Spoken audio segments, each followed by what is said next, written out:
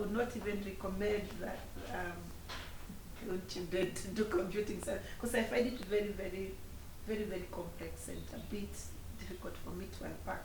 But when I hear some of the concepts which I'm familiar with in the social science, developmental study, research, I get a bit excited, and I tend to think it's us who create those silos. We create those perceptions in our mind that computing science is very complex, and it will require somebody who can only do, calculations, those difficult mathematical tools and models. But this really makes me feel like I think we are reaching like a convergence somewhere, where the social, the development, and the technical can actually converge to be able to come up with something which, in our case here, we are calling usable research. Just a comment. Thank you. Any questions? Our last presenter. All right, thank you. So good afternoon. Good afternoon. So my name is Leonard Mabile from Strathmore University, PhD candidate in computer science. I also work at ILab Africa, majorly focusing on Internet of Things. So for those of people who don't have Internet of Things, it's all about the sensors, connectivity, transmitting data, and then we do a lot of analytics on the data to derive value. But my PhD research topic is enhancing cognitive ability of the software-defined radios for dynamic spectrum access implementation.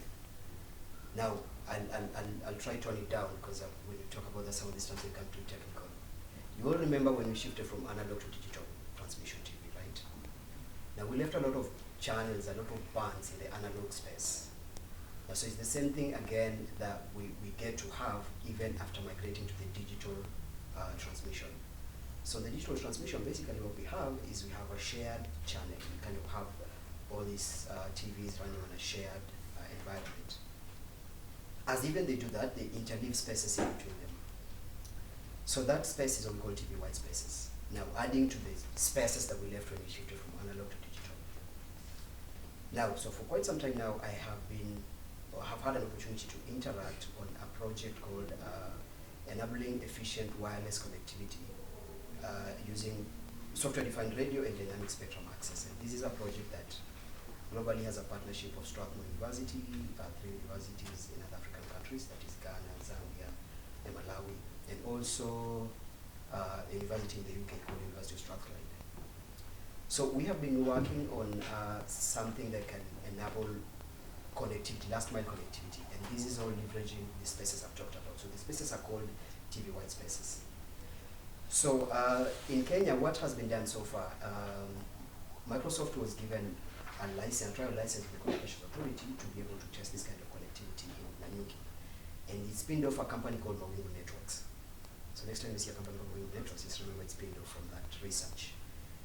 And then so it's been successful that we have been able to enable connectivity using TV band, and that's what we call now sharing the band with the TV. That's what dynamic spectrum access means. So we're sharing the band with the TV broadcasting and to enable connectivity. So right now, globally the conversation is ongoing, and I'm lucky the industry I'm going to be engaging so much on this is the regulator itself, Communications Authority. We officially signed an MOU this year on this kind of work. So globally the conversation is around constituting the policy that can drive that forward, and eventually having a policy that now guarantees shared spectrum on the TV band for connectivity and for broadcasting. So the challenge has been, and the bottleneck has been, the business models are really struggling. Because it's still not clear how someone will implement that. Why? For you to be able to pull off that kind of network, you have a lot of configurations to make. So that's when I'm coming in. That's when I'm focusing on this. So enhancing the technical framework that now enables the whole ecosystem to be plug and play. So you see the same thing we bring here. You fire your hotspot and you have internet. You can use your laptop, you can do the same thing. So now I'm looking into how do we enhance the radios that are being used to be able to provide connectivity of that TV band by having them be plug and play. So why are we looking at it like that now? In terms of impact, we are all aware that if you move far away from Nairobi right now, there are very many places you will have challenges on accessing the internet, even on the mobile. Now, again, practically you can't run fiber all through, so again, it's expensive. So the idea, the cheaper idea we have is that using the TV band, which is like a candidate, because my concept actually scales to 5G. Using TV band as a candidate, you can actually have one device that can transmit 20 kilometers away. So that means schools in rural areas can get connected easily. Otherwise, you all have, I know most of you have fiber in the houses. Once you leave your house, you move 2 steps below, you're no longer connected to that internet. So the idea is now, how do we enhance that? And my methodology of this is I'm combining the qualitative and quantitative approach, whereby I have to do quite a number of surveys, do quite a number of interviews, because I'm currently working with Moringo Networks. I understand that from a technical perspective. But at the end of the day, I also want to understand from the end user perspective, and even how the access of internet or mobile broadband looks like. Now, the expected result will be, because I'm meant to do a technical experimentation with this, so we get technical experimentation and also an influence or an input into the policy that can be adopted by the regulator as part of the work that will come into this. Alongside the business models that can, get you saying, look, we want to become an internet service provider, because the infrastructure is easy, plug, play, you're good in business. Yes, thank you. Thank you. Questions? All right, so Yes, please. Thank you. It's a very rich area and it's very innovative. My question was, as we know, the more people use Internet of Things, the more threats also people will be vulnerable will be.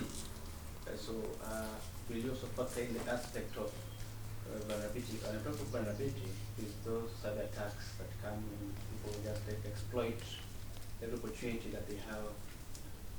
I don't know, something. okay, well, probably I mixed myself up. I said my topic is not really on Internet of Things, it's on connectivity. But I'm going to address yours because I'm also a professional on Internet of Things.